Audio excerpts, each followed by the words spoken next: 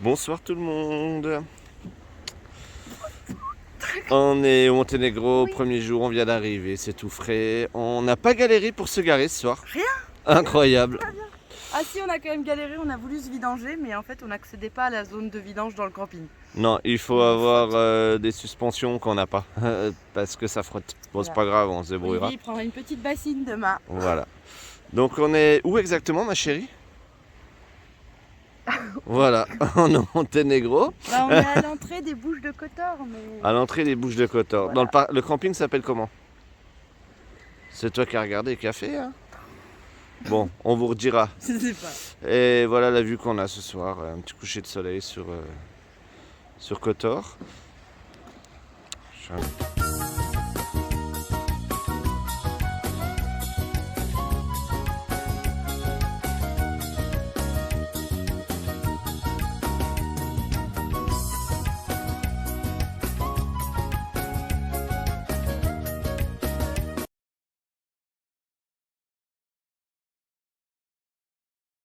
Donc on s'est posé dans un petit camping où il n'y a rien à part des sanitaires et tout ça, mais on était un peu obligé parce qu'il fallait qu'on vidange, les deux cassettes étaient pleines, tout était plein. Donc on s'est installé, on est bien. Il y a la mer qui est derrière, je sais pas si vous la voyez, je vous montrerai depuis l'autre côté. Le nom du camping c'est quoi? Lokovic, à la sortie de Bigela. Puis du coup on se fait un petit barbecue, hein. Voilà. Voilà, mais vraiment on est bien placé. Je vais vous montrer de l'autre côté. On a une petite vue mer qui est assez sympa. Et du coup on a la mer qui est juste en face. On s'est posé un petit peu pour que Olivier puisse pêcher. Non. Ça donne quoi? Non. On s'est posé parce qu'elle voulait aller à la plage. Et moi j'ai pas envie de me baigner parce qu'elle est trop froide, donc je suis venu pêcher, c'est différent. Et donc? On va encore bouffer de la dinde ce soir. Hein.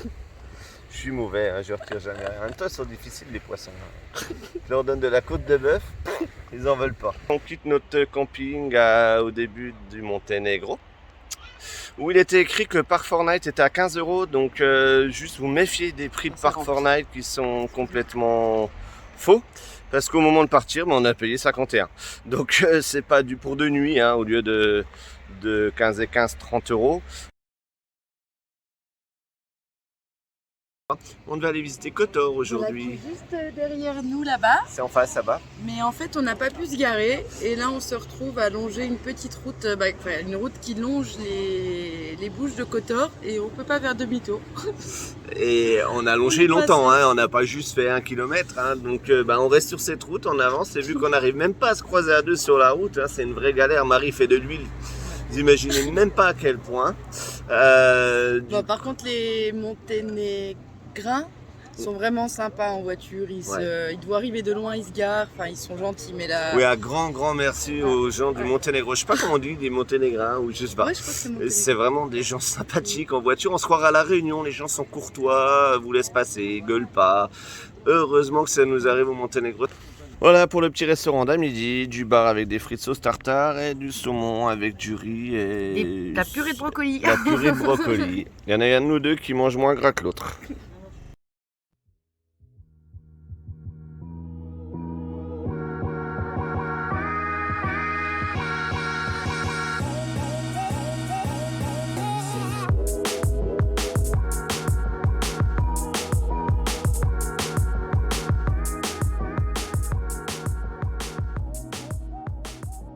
Nous sommes à Budva, on a réussi à l'atteindre. Au Monténégro. On a ira été faire les boutiques aussi, on a fait les magasins. Alors ici c'est le paradis des t-shirts pas chers, des polos pas chers. Combien? 10 € le polo, 5 € le t-shirt, pas cher. Voilà, on a un peu dépensé. On s'y plaît bien pour l'instant.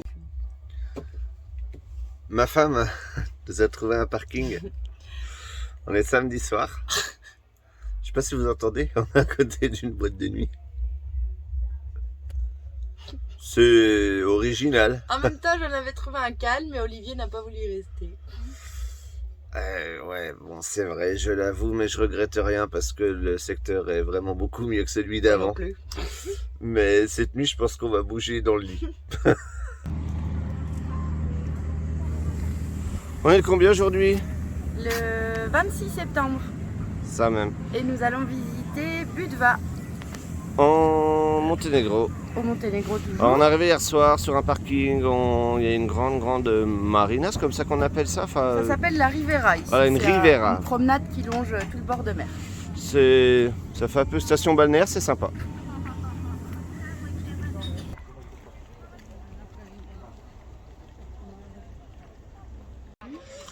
Bon, on hésite à investir au Monténégro.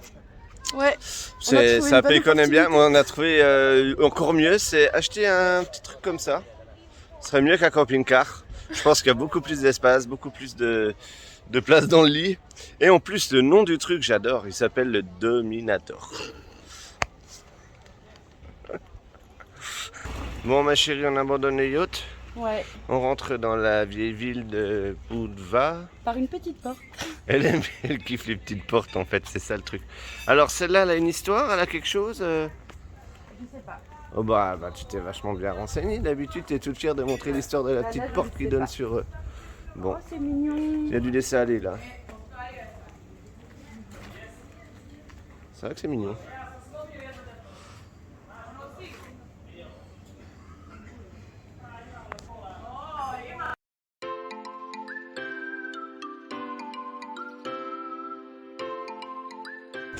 Je crois qu'elle a pas vu encore, mais elle va bientôt avoir un grand sourire. Ça va ma chérie?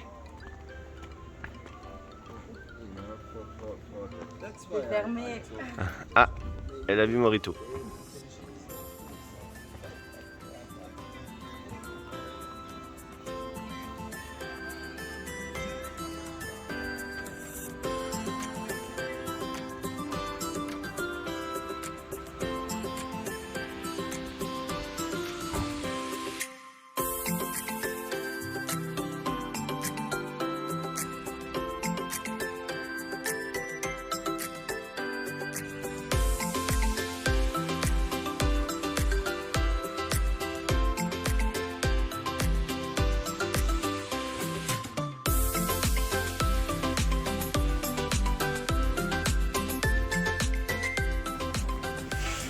Donc on arrive sur la plage de... C'est quoi le nom?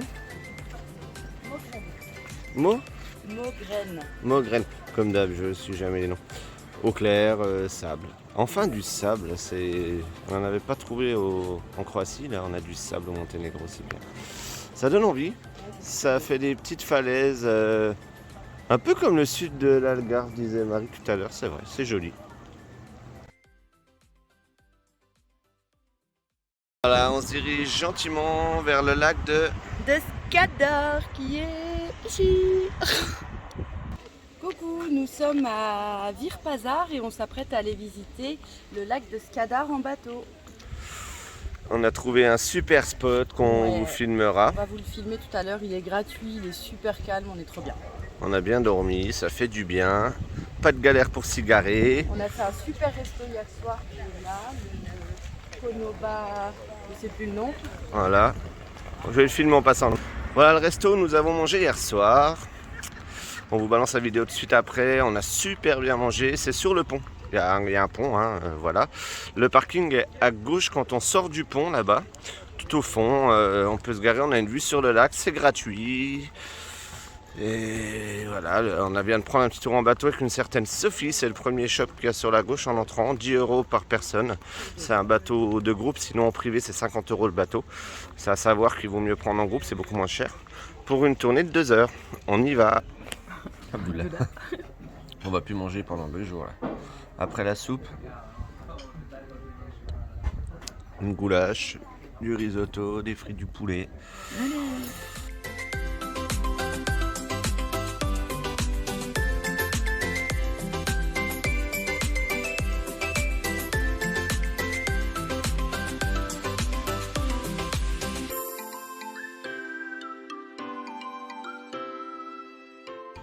Voilà, c'est pris une châtaigne d'eau.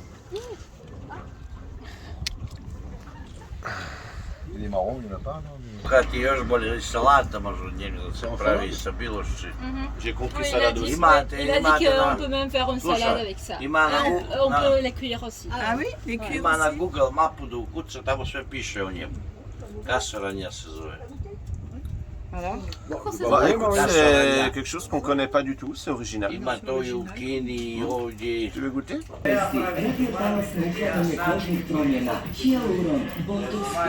Alors pour les fumeurs, petite vidéo, on a rencontré un local qui cultive son propre tabac, il me fait goûter. Il le fait sécher et il le roule, donc il n'y a pas de produits chimiques qui rendent trop malade par rapport à ce qu'on achète en cigarette normale, et c'est tout aussi bon qu'une cigarette normale. Donc je comprends pas pourquoi ils nous mettent tous ces produits chimiques dans les cigarettes. On fait une petite visite de cave, ça se prononce Masanovic Winery. Il y a plusieurs vins rouges, du vin blanc, de liqueur et même du cognac qu'ils font ici. Voilà, l'endroit est plutôt original. Quand on arrive devant, on ne s'attend pas à trouver ça ici. Donc n'hésitez pas à aller un peu plus loin et à rentrer. J'avais jamais vu une plantation de kiwis. Moi non plus. Ça se fait comme les vignes au Portugal, en fait. C'est les kiwis qui pendent, qui font sur la terrasse. Ma chérie. Bon, bilan de cette petite dégustation. Pardon. Et ben, on a découvert des saveurs qu'on connaissait pas du tout. Leur vin rouge, il est un petit peu sucré en fait. Ils ont un cépage vraiment particulier. Donc on en a ramené pour faire goûter à la famille à Noël. Voilà. Par contre, bon, concrètement, c'est très très cher comme vin par rapport à la qualité. Hein. C'est-à-dire que vous avez des bouteilles, les moins chères démarrent à 10 €. Et à 10 €, franchement, vous avez un vin de table à 2-3 € chez nous, quoi. Et des bouteilles un peu plus sympas montent jusqu'à 100 € la bouteille quand même. Et ça les justifie vraiment pas. Donc, en ce qui me, personnellement, je recommande pas. Je suis désolé, il y a un truc de vin où tu payes 10 balles la bouteille la moins chère et qui est vraiment pas. Ça vaut pas 10 €. On va en goûter d'autres, mais celui-là, je sais pas, mais c'était très très très alcooleux.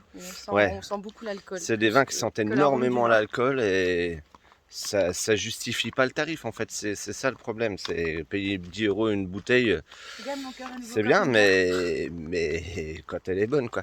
Là, vous avez un nouveau camping-car qu'on va peut-être acheter et réaménager. Ça pourrait être marrant. Ouais. C'est un vieux Mercedes. Je suis sûr qu'il y en a qui en ont des modèles là aménagés en van. Voilà les vins du Monténégro. Le vin est très très très cher. Ils ont juste une marque à pas cher.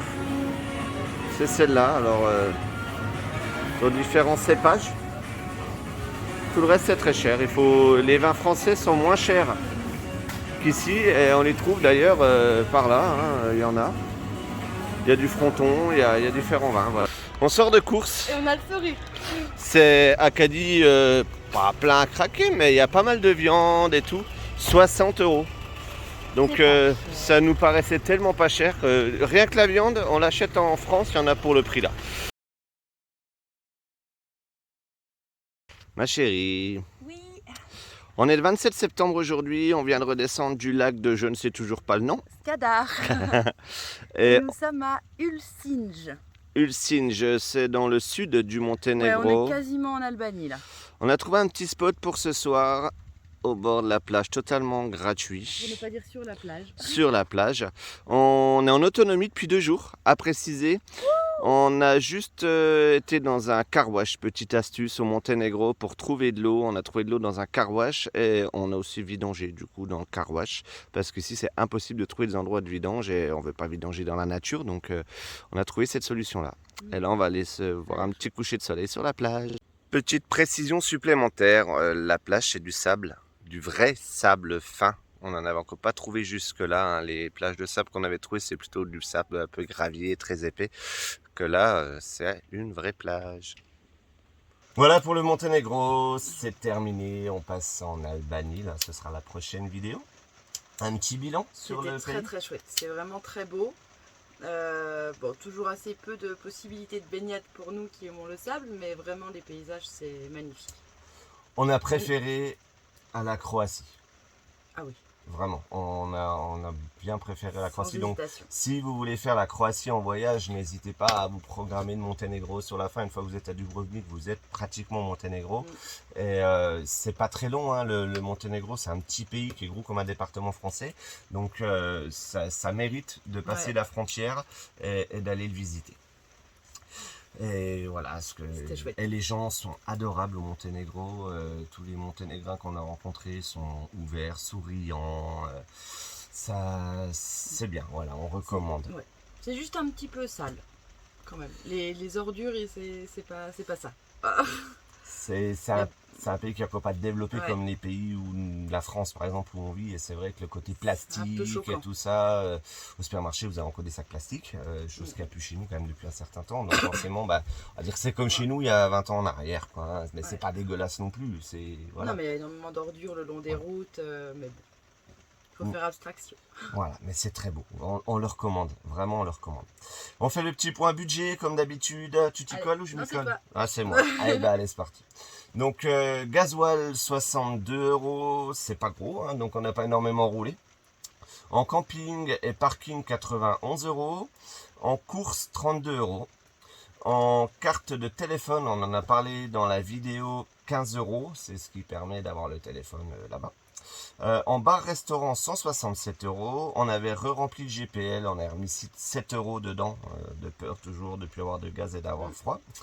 On a fait 3 € de lessive, on a juste fait tourner une machine dans le premier camping, là où vous nous avez vu. Le bateau sur le lac nous a coûté 28 € à deux. J'avais annoncé 10 € hein, dans la 4 vidéo, € mais il y a de- 4 € de taxes en par plus personne, par ouais. personne. Donc voilà. Pareil, petite parenthèse pour le camping. Quand je dis le camping, c'est 51 moins 3 € de lessive. Les péages 5 €. Il y a très peu de péages, il est génial ce pays. Ce qui nous fait un total pour une petite semaine au Monténégro de 410 €. Donc c'est plus que raisonnable. Ouais. Voilà, on se retrouve bientôt En Albanie. Albanie. En attendant, bah, comme d'habitude, si vous aimez la vidéo, un petit pouce. Si vous n'êtes pas encore abonné, bah, n'hésitez pas à vous abonner. Et on vous dit à bientôt. À bientôt.